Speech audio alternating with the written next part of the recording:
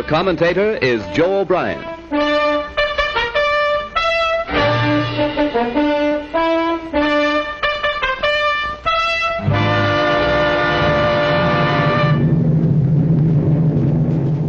Here is the motion picture record released by the United States Navy of the havoc wrought by the Japs' sneak sky and sea raid on Pearl Harbor, America's mid-Pacific naval bastion.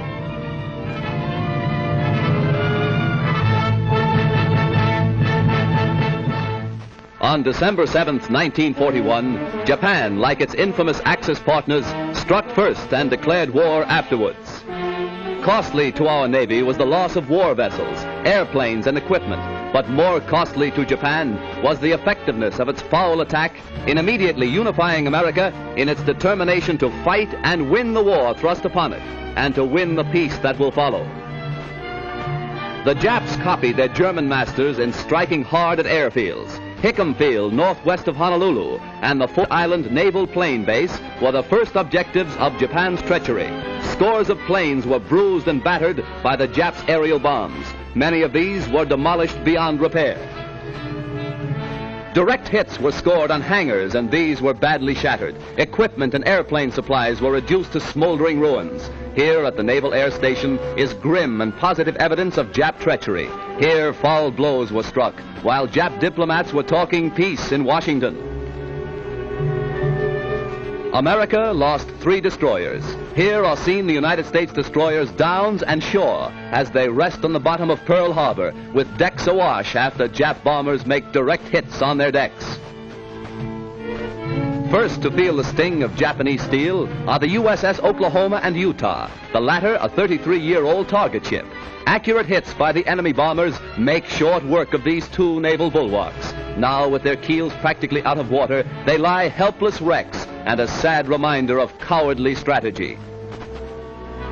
To make possible a surprise attack within Pearl Harbor, the Japs built 2-man submarines to enable them to fire sneak blows within waters that are narrow and tortuous. Several of these surprise weapons were blown from the water by direct hits of our naval gunners. Others were beached and captured. While sky and sea fire was still raging, salvage crews inspected our naval craft to estimate what may be saved. Before the din of bursting bombs had been silenced, preparations were underway to salvage these 2 warships. At low tide, the huge propeller of the Oklahoma, stilled by the enemy, was high above water. It is believed that the small 2-man Jap submarines carrying dual torpedo tubes were responsible for these 2 losses to our Pacific fleet.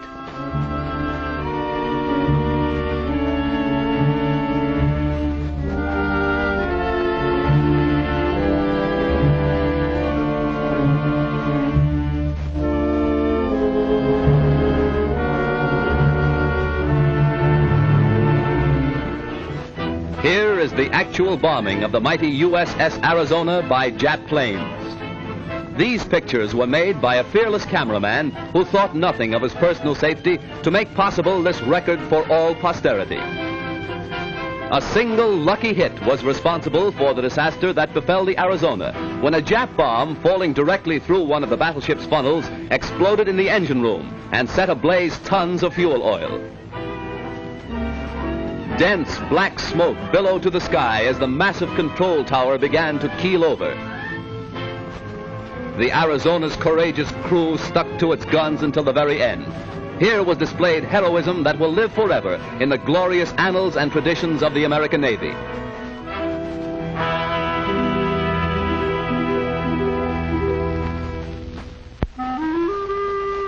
The once mighty Arizona now rests on Pearl Harbor's muddy bottom, a pitiful relic of its former self, a grim monument to the treachery of Japan. The once mighty dreadnought's armor plate is twisted and torn, but the great battleship's control tower still stands, a defiant beacon that in days to come will cast its shadow upon Nippon's very shores. At Pearl Harbor, at Hickam Field, in the bomb-pocked streets of Honolulu, ever is written history. History with a tragic, treacherous pen. History that 130 million Americans will never forget. And in days to come, the Japs, too, will remember Pearl Harbor. Here is a tragic, unforgettable page in the annals of America. Here, the cunning deceit of the Japs will never be forgotten. Here, they hoped to score a knockout before the war began. The Arizona's gun crews, battered and broken, fired to the last. Their guns pointed skyward, from whence the enemy appeared. The Jap sneak blow cost hundreds of military and civilian lives. The treacherous attack cost our Pacific Fleet 2 battleships outright, another capsized, the loss of 3 destroyers and a mine layer.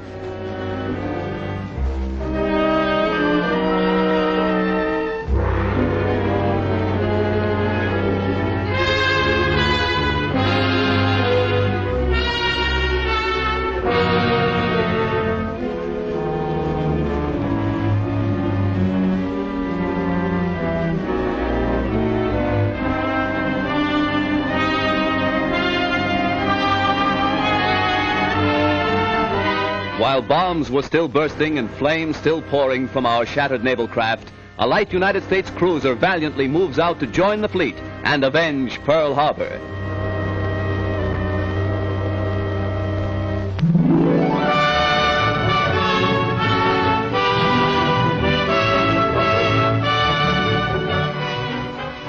June 3rd, 1935.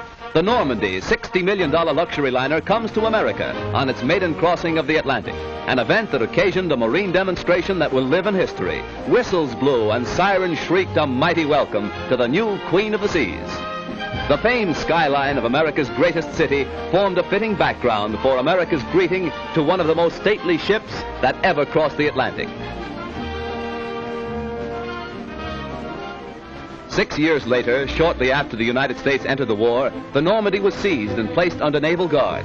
Hundreds of civilian workers were put aboard the Normandy, renamed the USS Lafayette, to strip the vessel of its costly furnishings and to prepare it for war duty as a United States transport.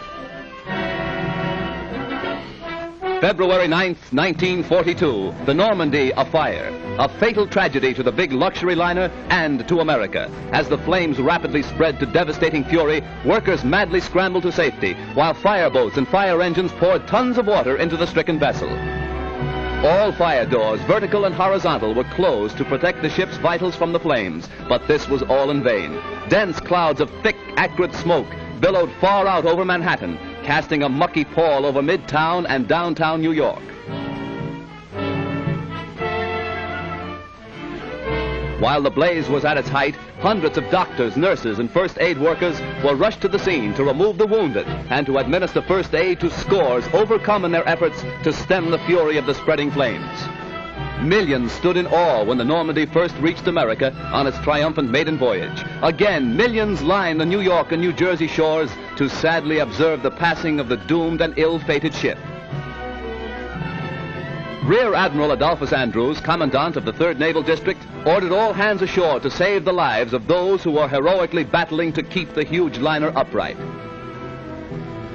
Hour after hour, tons of water were pumped into the Normandy, causing a bad list to port, as strong hawsers snapped and tugs strove to push the giant vessel close to the wharf.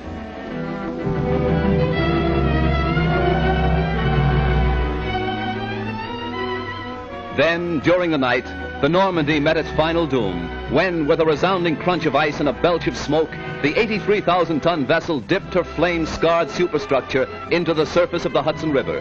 Hundreds were injured when America lost its biggest naval auxiliary. Millions of dollars of damage has been done, and thousands of man-hours of labor have been nullified.